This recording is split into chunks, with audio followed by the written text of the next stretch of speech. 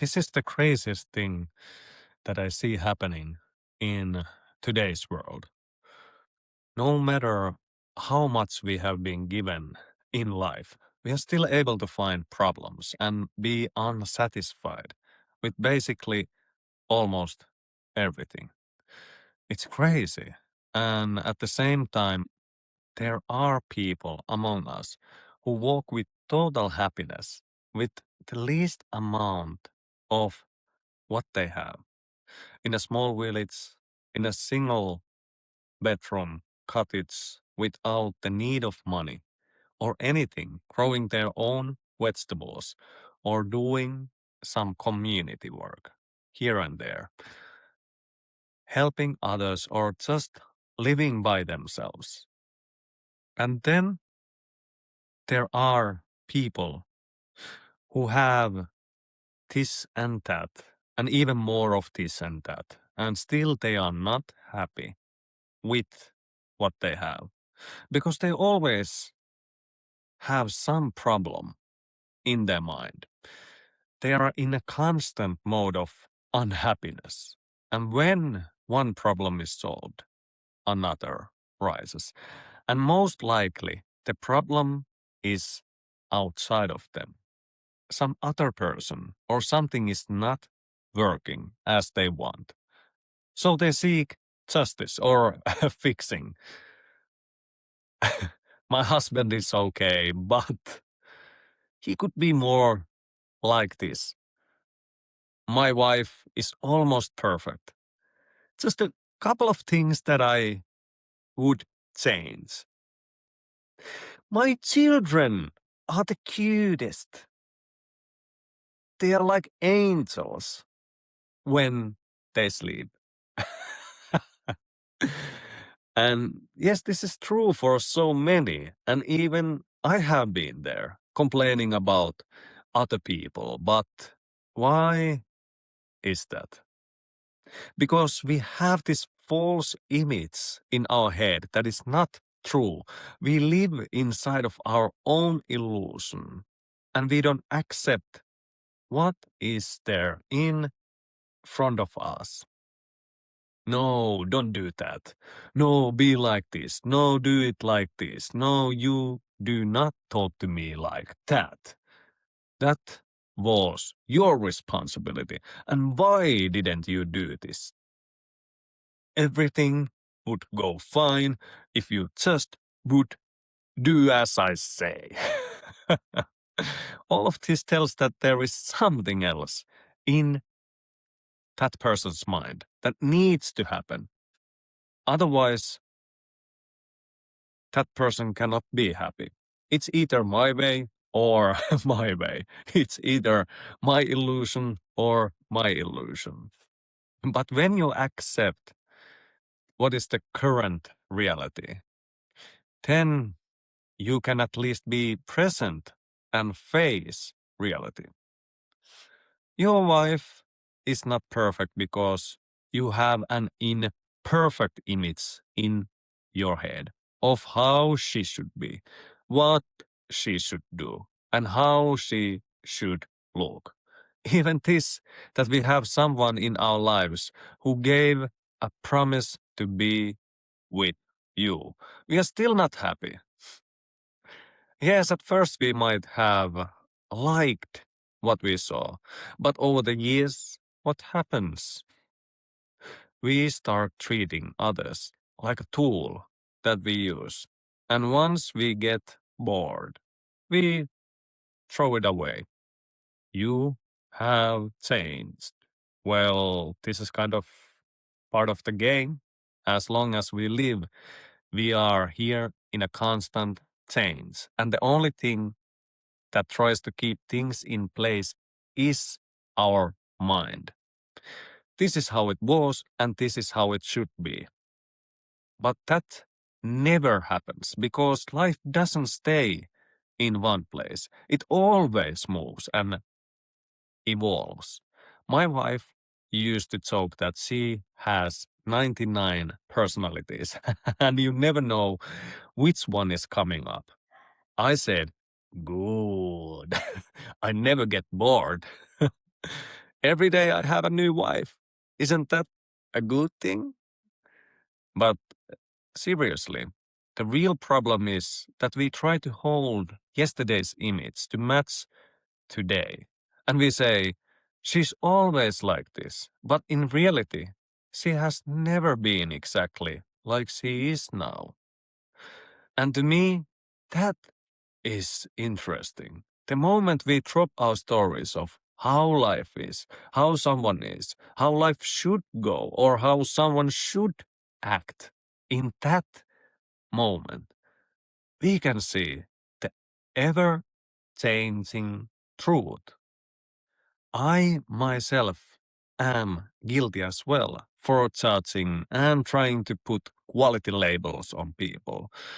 But I also know that if I do that, I'm lying to myself and to others. My daughter is a good example. When she's with her friends, she's with them as long as she has fun. But whenever the fun ends, she walks away.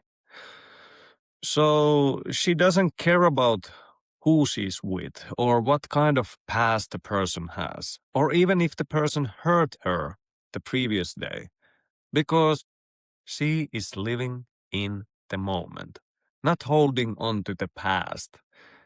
If you ask her how someone is, she says, I don't know. And I go, what do you mean you don't know? You were just with her. She goes, but I'm not now, so how should I know? Can we look at life like this? Can we really drop things from our mind? Things like this should be like this and that should be like that. My wife has to do this, and she is always like this. Otherwise, I'm not happy. And I don't recognize her as my wife. It's her job to stay as I want. Do you know how crazy this sounds? It's even parents saying to their children, who have already grown up, that you are always going to be my little baby. What are you talking to? No wonder this creates distraction and destruction, because you are not seeing what is front of you. Some have become so used to watching their mental movies that they cannot see or accept what is happening in front of them. When it comes to relationships, we should drop, or at least loosen up our demands for others. It is not anyone's obligation to behave the way you like, not even your wife. She can do whatever she wants. If she chooses to be with you, that should be your blessing. If she chooses to support you, then it is your time to appreciate and be thankful for her. If she chooses to leave you and go with another man, well, then it's totally their loss. But it's their choice. So she and he and everybody can do whatever they want. Everyone has their own individual life to experience and their own dreams to fulfill. So the least you can do is step out of the way. And the most you can do is to give everything you have to support her or his dreams. Love is another thing. Love is when you truly want to take care of something even without getting anything in return. It is giving your attention and lovingly treating every part of her, him, or whatever it is. Love can be toward an animal or toward a thing, because when you are in love, you don't care what it is. You just are. When you are in love, at least act lovingly. Drop the yelling, drop the judgment, drop the worry, because they cannot exist together with love. Think about how you move when you are loving. What does it look like when you move lovingly? Think about what kind of thoughts you have when they are loving thoughts. See the gentle smile on your face and lovingly listen and lovingly use kind, encouraging words and listen to yourself. How do you sound when you talk lovingly? And now I want to say something that will completely set you and others free. First, let me ask you, did you come here by a conscious choice? I am not talking about telling yourself a story that we all chose to come here from some soul plane. I'm asking you very directly, do you have a memory of sitting somewhere looking at the plan of your life and saying, yes, I'm going to take this life? Do you have a vivid memory of choosing to be born into your body, into this exact situation, into this exact life? If you did not, then you are like the majority. You did not consciously choose this life. It was your father's and your mother's moment that brought you here, and even they could not predict who you would become. Even they cannot fully understand you the way you understand yourself, because you came here without anyone asking you, do you want this life? You cannot be responsible for your birth, right? We cannot blame you for being born. It's not your fault. So, at the very beginning, you are not responsible for coming here. And this means something very powerful. It means that you are not obligated to be anything. It is not your job to be a certain way. It is not your job to fulfill someone else's expectations. No one has to be or do anything they do not want. And they can drop that heavy weight of, I need to do this because I am your mother. I need to do this because I am your father. I need to act like this because I'm your child.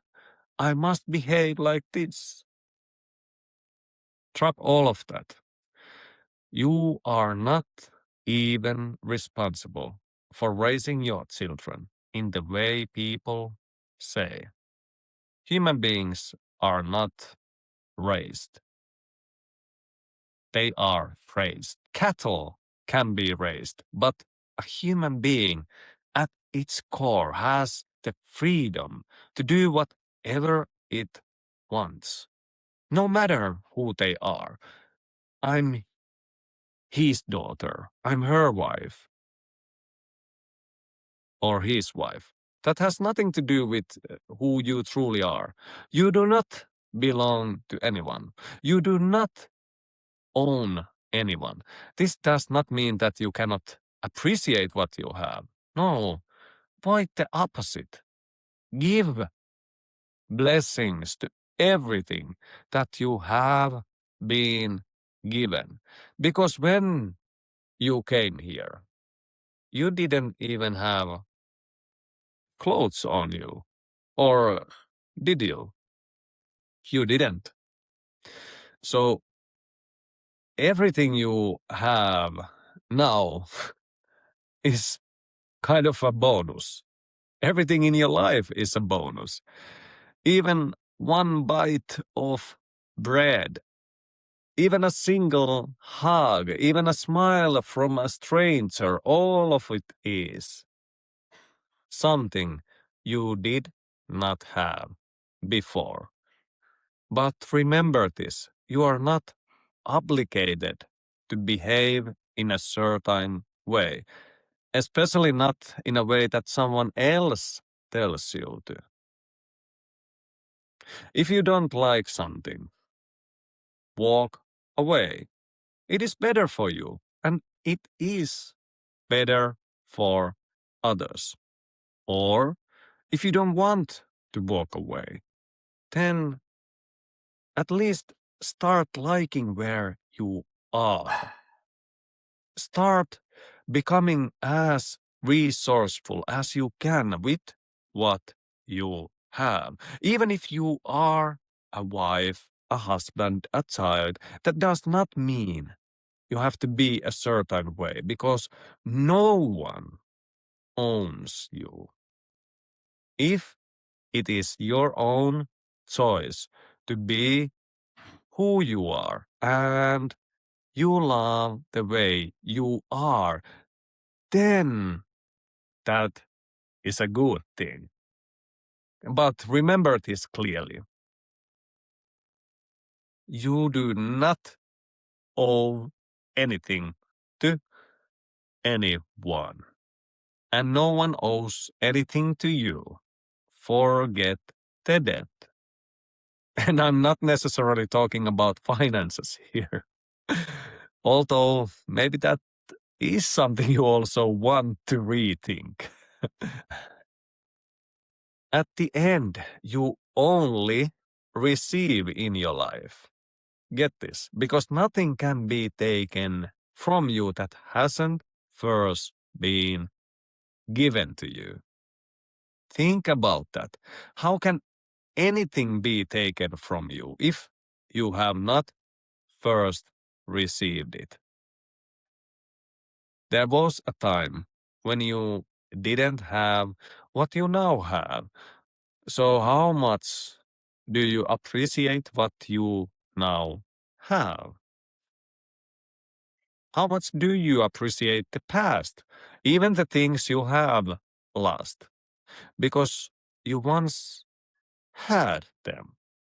How much do you appreciate the people who have chosen to be around you? But of course, you might say, because of my magnificent personality, everyone should be with me. They are the lucky ones. They get to be with me. I'm such a great person. If others would just do what I say, the world would be a better place. Isn't this the real problem? Everyone knows how things should be, and everyone is always right. Even me. Here I am telling you how things should be. The irony. But here is the thing. Have you ever heard about the law of expectation? And how can you benefit from it? A teacher is given 3 different classes to teach. And this is what they tell the teacher. The group A of the students are children with high IQ. The group B, on the other hand, are children with learning difficulties. The group C is a control group, so they didn't tell anything about this group. But before these groups were formed, they had randomly selected a bunch of kids. And from those kids, they randomly divided them into 3 different groups, A, B, and C.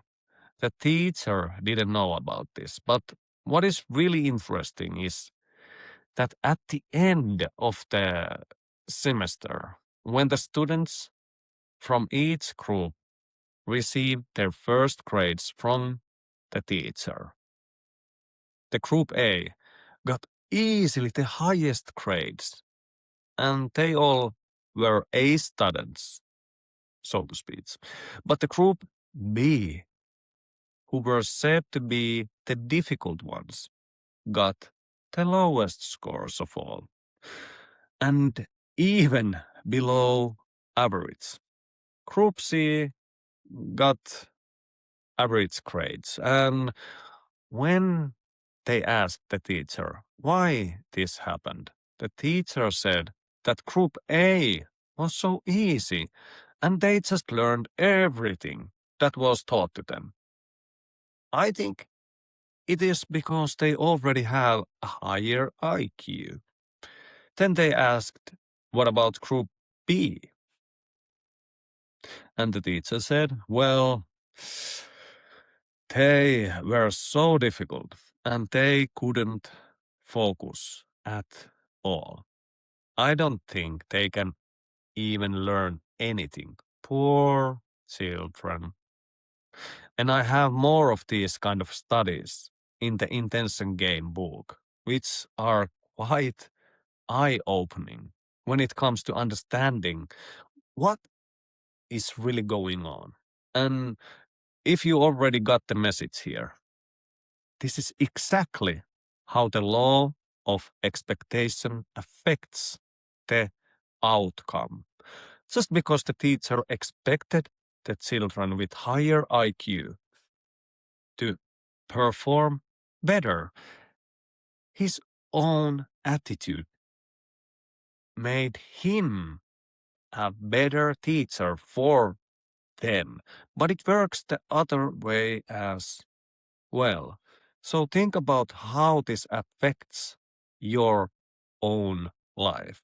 Maybe what you expect from others will change the outcomes you get in life. Also, what you expect from yourself makes a difference. And also, what you expect from life makes a difference. But here is the real truth. The law of expectation would not work so well if the teacher knew that it was not true, that the kids were not actually smarter. So what really makes the law of expectation powerful is when you don't know the truth and when you accept something as truth, even if it is not. This is why your beliefs make a huge difference in your life. They shape what kind of life you can have and how life unfolds for you based on what you expect to be true. In one of my other videos, I explain this more deeply through something I call the belief matrix. And if you're interested in hypnosis, you might want to look that up. I'm not sure if I can place it here directly, but maybe you can find it in the comments if I leave the link here. So what's that next? And if you want to go even deeper into limiting beliefs and actually getting what you want, I have a free 6-part belief kit that helps you remove limiting beliefs once and for all. But it requires a little bit of work from your side. Answering questions, thinking deeply, being honest with yourself. So if this is something that interests you, which honestly would be one of the most important thing that should interest you. Your own life, understanding who you are and discovering if there is still something holding you back. Then I will place that link somewhere for you as well. And you can always ask me in the comments. I will answer you. So I hope you got more from this than you expected. And I'm just getting started here. So hit the subscribe and like buttons and let's do something cool together. You never know, maybe someday we